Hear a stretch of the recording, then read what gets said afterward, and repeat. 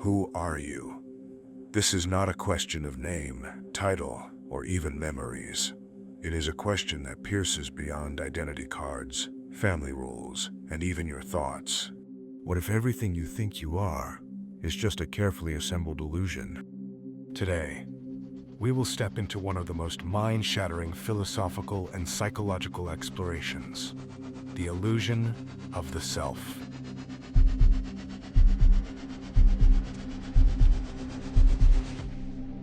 Buddhist thinkers like Nagarjuna and the Advaita Vedanta school in India have long argued that the self is nothing but a mental fabrication. Western thinkers, too, arrive at similar conclusions. David Hume famously declared that when he looked inward, he saw no self, only a bundle of perceptions. Yet, we feel like we are someone, a center, a witness, a thinker behind the thoughts.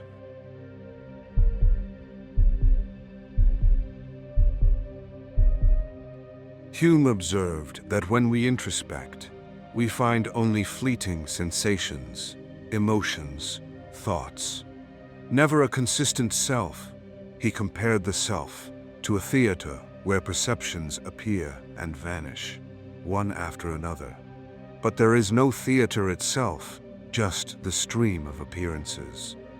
He called this the bundle theory, a bundle of experiences, strung together by memory and habit. If you like this message, subscribe to Sciverse. Otherwise, we can't meet again. Thank you, and let us continue our journey.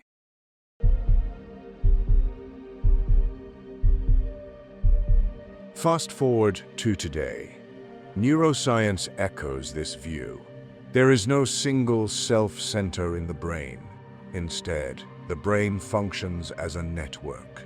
Different regions light up for different experiences, and the sense of self is a narrative stitched together after the fact. Michael Gazzaniga's split-brain research shows us that even our most basic sense of agency and unity can be an illusion. The left hemisphere, the interpreter, creates explanations that may not reflect actual causes.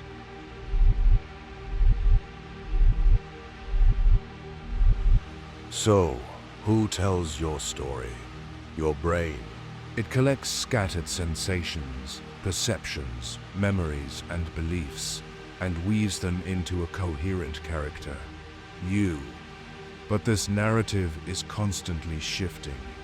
Who you were 5 years ago is not who you are now. Your preferences, beliefs, even personality traits evolve. Yet you still believe there's a constant self underneath.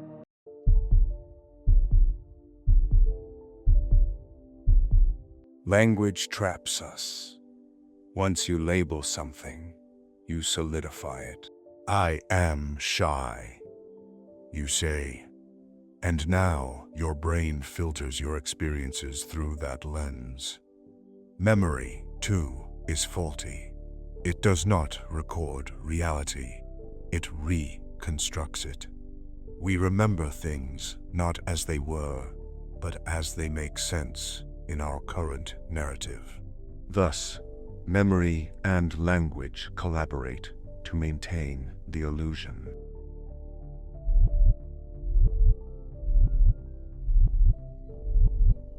In Buddhism, this concept is known as anatta, not self. The Buddha taught that clinging to the illusion of self is the root of suffering. We fear death because we believe in a solid me. We crave and attach because we want to preserve this identity. But once you see through the illusion, freedom arises. You are not a fixed entity. You are a process, a flame, not a candle.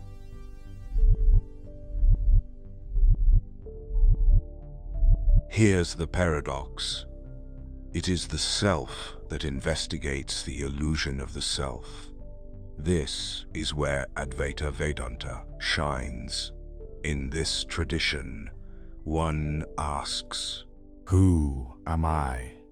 Not to find an answer, but to exhaust the illusion.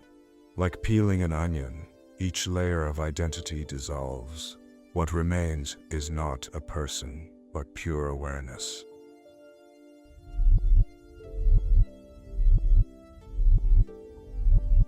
Nietzsche too attacked the self, not with silence, but with fire. He declared, "The doer is merely a fiction added to the deed." In other words, actions exist, but the actor is a story. For Nietzsche, clinging to a fixed self was part of the herd instinct, an escape from freedom. To become the Übermensch, one must burn down the masks and become a creator of meaning.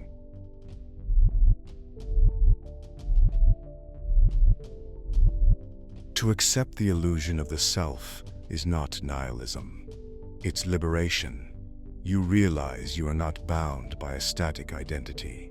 You are not your past. You are not even your thoughts. You are awareness, possibility, becoming. This shift can feel disorienting, but also deeply freeing.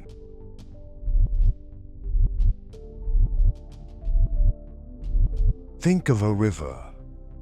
Is a river a thing, or a movement, a flow? The self, too, is not a fixed object, but a dynamic process, always changing, always becoming. When you cling to the idea of a fixed me, you are trying to freeze a river midstream. The philosopher Heraclitus said, "You cannot step into the same river twice, nor can you meet the same self twice, not even within the same breath."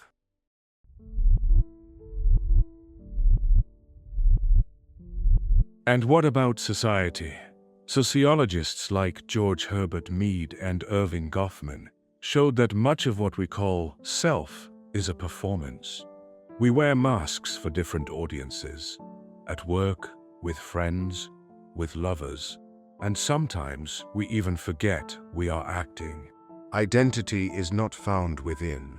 It is negotiated between us and the world. You are not one self. You are many, unfolding moment to moment, conversation to conversation.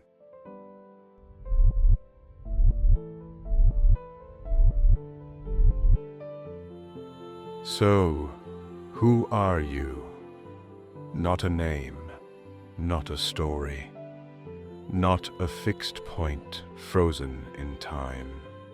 You are the river, not the rock, the flame, not the candle, the song, not the singer.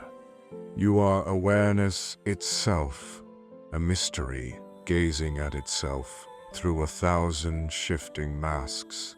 When you stop clinging to the illusion of a solid self, what remains is not emptiness, but freedom.